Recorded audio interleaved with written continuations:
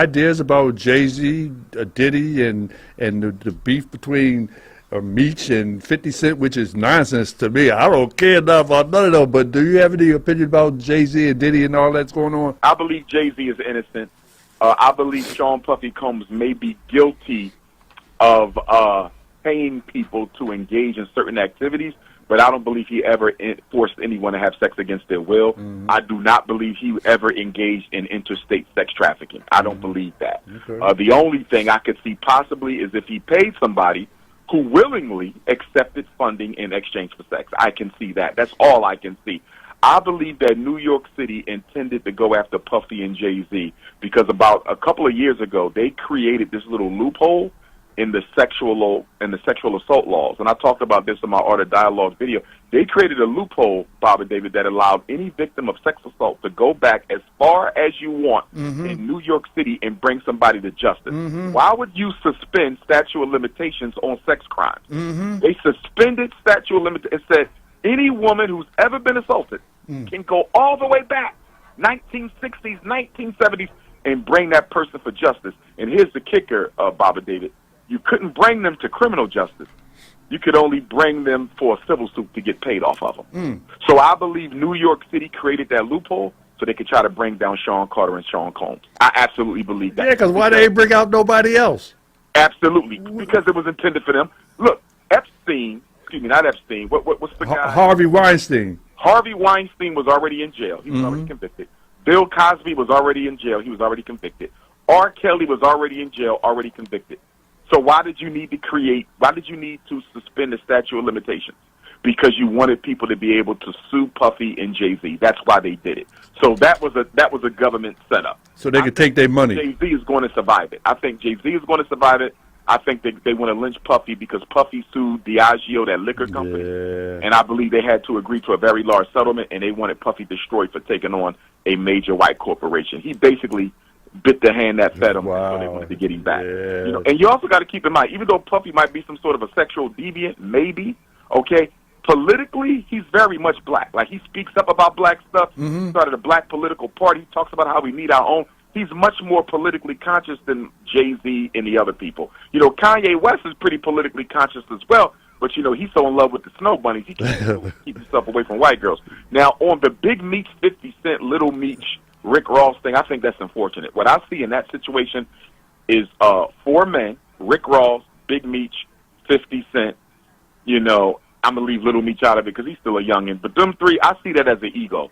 3 black men who don't like each other are letting their ego get in the way of that young man's career. Little Meech ain't got nothing to do with his father's beef with 50. He ain't got nothing to do with Rick Ross's beef with 50. And to see that 50 Cent may suspend that show, even though it's not a progressive show anyway. You know, it's about BMF. It's about gangsterism. We don't need to see no more of that. But nonetheless, the young man had a chance to act. I think he was doing a good job. And for 50 Cent to cancel it, I understand where 50 Cent is coming from, though.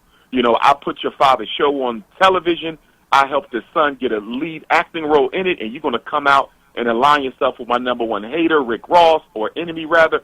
I see where 50 is coming from, but at the same time, I still don't think that should have anything to do with the young man's son. And I think Big Meech should have thought this through a little better. Whatever issues he got with 50, and I don't know all the details. Maybe 50 didn't pay Big Meech enough money for the rights to do the BMF show. I don't know. All I'm saying is Little Meech should not have been collateral damage in all of this. His father should have been more careful. Rick Ross should have been more careful. 50 Cent should have been more careful. And with all 3 of these brothers being in their 50s or will soon be 50, this is setting a bad example for how we deal with conflict resolution. This Rick Ross, Big Meech, 50 Cent thing, it needs to be squashed. It needs to stop before it gets out of hand. So no, I think I heard you talk about the Black Panther hidden agenda. What's that about?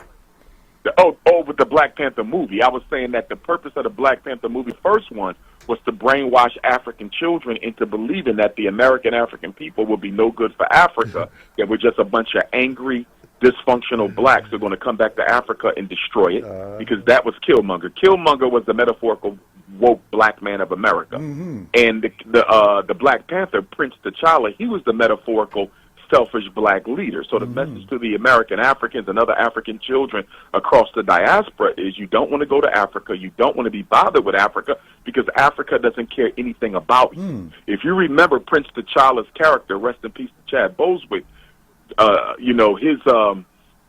Chad Boseman, his character was a very selfish character, even though he was a superhero.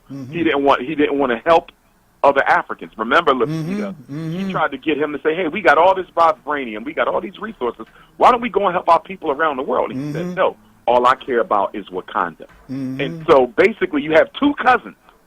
Killmonger and T'Challa were cousins, same grandparents. One was an American African, one was a continental African, and guess what? They could not work it out. They could not get along because Killmonger was too angry and T'Challa was too selfish. And that is the narrative that Walt Disney and the CIA wanted to put out for all African children in the diaspora. Continental Africans stay away from black Americans stay away from black Africans. That and division. then if you look towards the end of the movie, Bobby David, the CIA agent Ross was the hero. Isn't that something? How the hell can this White savior. This was a CIA movie? How you know this was the CIA helped capture Nelson Mandela when he was on the run. The CIA overthrew Nkrumah. The CIA assassinated Lumumba. The CIA assassinated Maurice Bishop. The CIA assassinated King, Malcolm. The CIA helped destroy Garvey, although there wasn't a formal CIA yet, but they were close.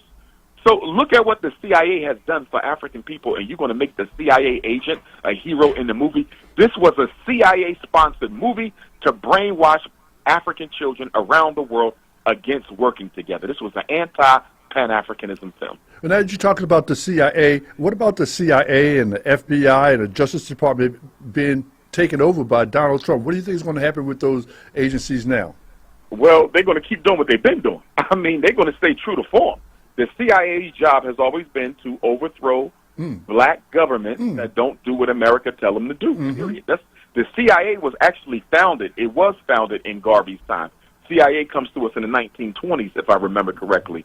Definitely the Council on Foreign Relations comes to us in the 1920s to destroy Marcus Garvey's global Pan-African agenda. That's why these movements even came into existence. Their job is to bully black governments into giving up their resources for cheap into doing what America tells them to do. You know, the CIA is responsible for the assassination and destabilization of most African leaders and countries. How can you have what is a CIA agent doing in an African movie as the friend of the African leader? Look at that, Bobby. He was a friend to Prince T'Challa.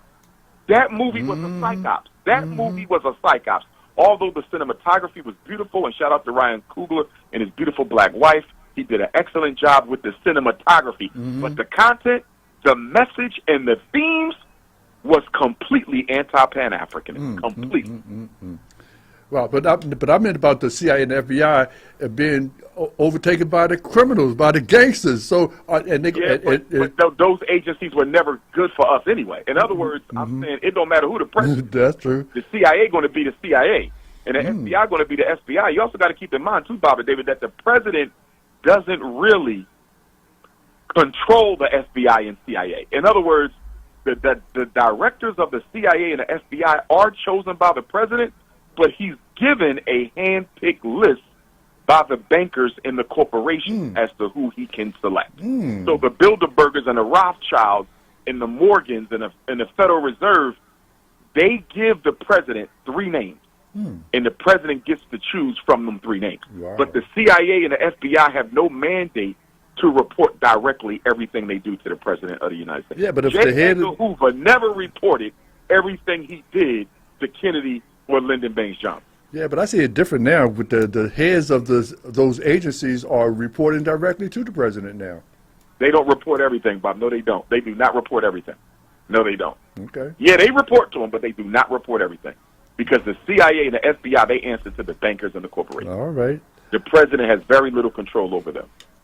All right. So remember, some people say J. Edgar Hoover even had a hand in JFK's murder. Yeah. Why would that be? Because I'm not sure. Yeah. Whatever they needed him to do. J. Edgar Hoover does not last as 50 years of the CIA FBI director. Remember, he got his job to take down Garvey. His first job was to take down the Honorable Marcus Garvey. Yes, indeed. That's what he got hired. He was hired to go after Garvey. Wow, And he that's survived interesting. all This is black so. leaders. This is some black He history went right from here. Garvey to the Panther Party. Yeah. Think about that.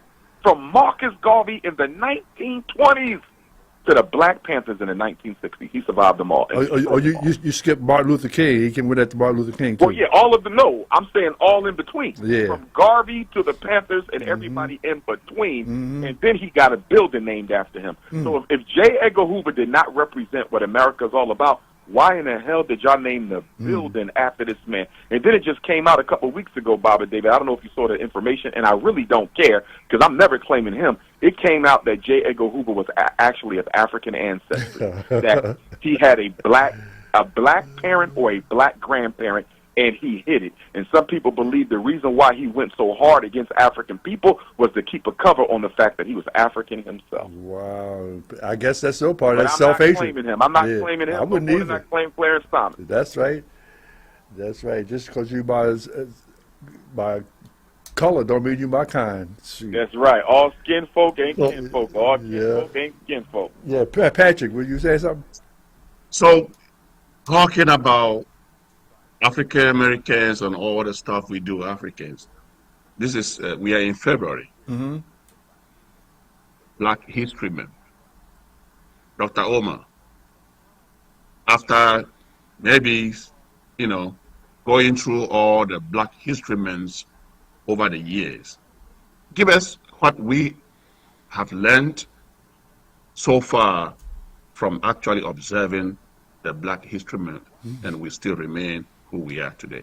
Dr. Umar? Well, again, I think a big problem with black history, just like Juneteenth, just like Kwanzaa, just like Dr. King Earth Day, is we always want white people to validate us. And as a result of that, I think that when the federal government started to acknowledge Black History Month, that started with President Ford. I think it was 1976 that he expanded it from Negro History Week, as Dr. Carter G. Woodson founded it, to Black History Month. And once the government got involved, it took the value out. You know, whenever your oppressor gets involved in your cultural traditions, it takes the value out. You know, so for me, I'm glad Donald Trump is getting rid of it on the federal level so we can do it on our level. But you know what the sad part is? A lot of black people are not going to celebrate anything the white man doesn't celebrate. So if Dr. King's birthday wasn't celebrated by the white man, if Juneteenth doesn't get celebrated by the white man, if Black History Month doesn't get celebrated by the white man, and the thing we got to clear up about Negro History Week, Dr. Carter G. Woodson founded Negro History Week. He chose the second week in February. Let me say that again. He chose. The white man did not give us February. I keep seeing black people saying, yeah, they gave us the shortest day. They didn't give us nothing. Dr. Carter G. Woodson chose the second week in February because it included the birth dates of Frederick Douglass and Abraham Lincoln. And, of course, he knew Abraham Lincoln was no hero of ours, but he also knew that a lot of black people wouldn't celebrate Negro History Week if there wasn't a white person being celebrated. You see, so that's where that came from. He also said that we should celebrate ourselves all year long. This is Dr. Carter G. Woodson. He said we should celebrate